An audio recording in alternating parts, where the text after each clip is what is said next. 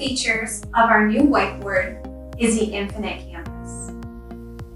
To access the Infinite Canvas, what I do is I take my stylus and I can write all the way to the bottom.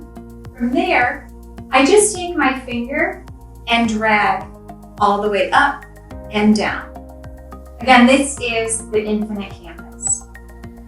I also can add other content to the whiteboard.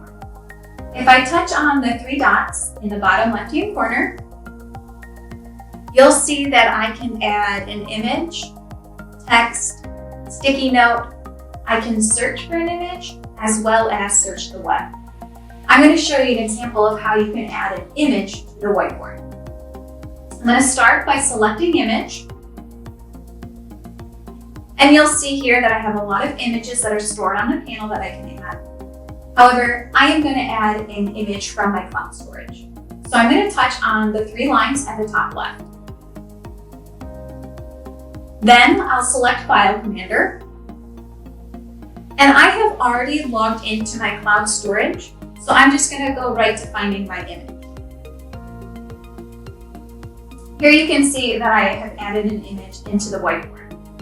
With this image, I can copy, I can cut it, I can crop it, as well as lock it into place. So again, that is how you can add an image to your whiteboard. The last feature of our new whiteboard is the ability to change the settings on it. So in the bottom right-hand corner, you will see the settings button. Here is where I can turn on and off object recognition. I can also turn on and off the action hints, as well as adjust the default settings. So if I touch on the default settings, you can see that I can change the default background on the whiteboard. I can change the default smooth pen, as far as its color and its thickness, as well as the default highlighter. I can change the thickness as well as the color.